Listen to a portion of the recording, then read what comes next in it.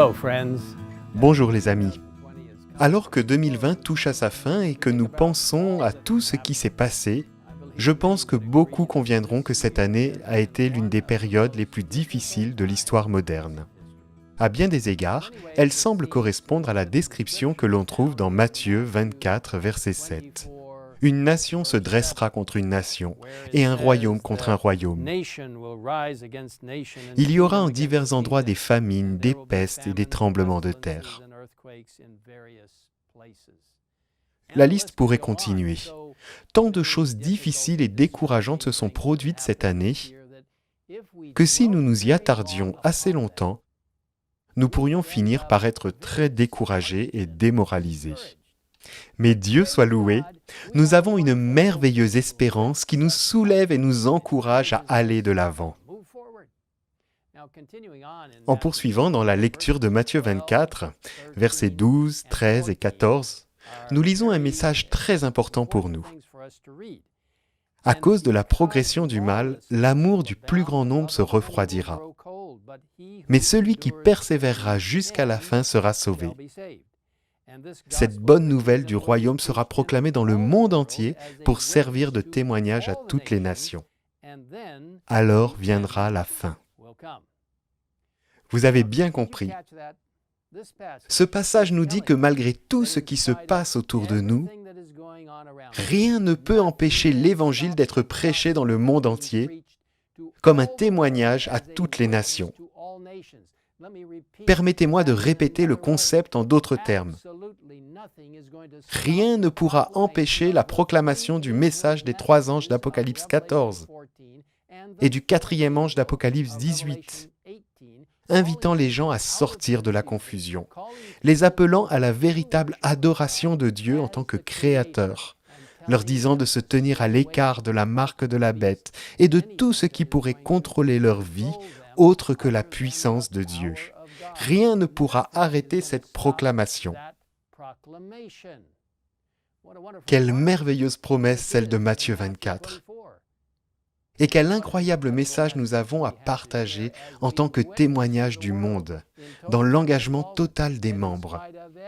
Que malgré tout ce qui se passe autour de nous, même si le monde semble être hors de contrôle, il y a un Dieu dans le ciel qui nous aime, qui est mort pour nous, qui nous a rachetés, qui a un plan pour nous, qui intercède pour nous dans le sanctuaire céleste, dans le lieu très saint du sanctuaire céleste, et qui reviendra bientôt pour nous ramener chez nous, pour vivre pour toujours avec lui.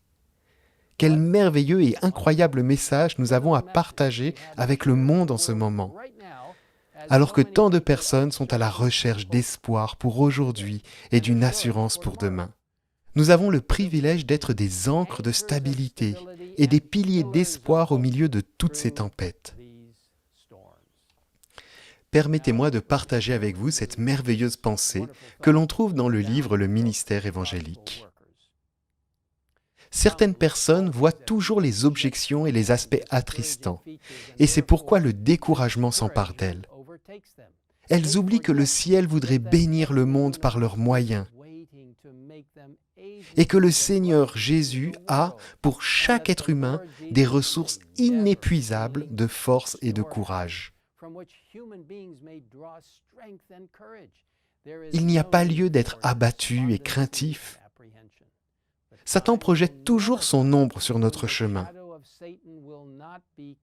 Mais notre foi doit pouvoir percer cette ombre.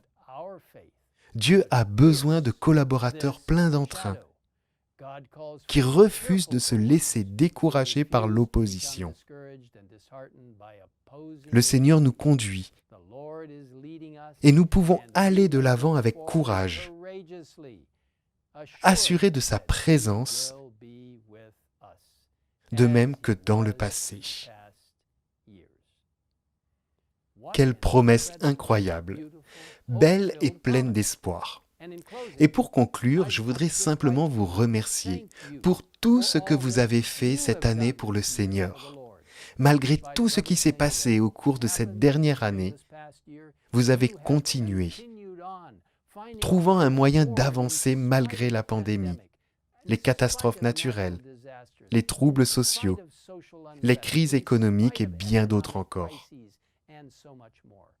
Les hommes et les femmes de Dieu du monde entier ont fait preuve de leur créativité et de leur courage pour continuer à aider les personnes dans le besoin, répandant l'espoir et l'encouragement par le biais d'Internet et bien plus encore, utilisant tous les moyens possibles pour proclamer le message de l'Évangile et la vérité que Jésus reviendra bientôt.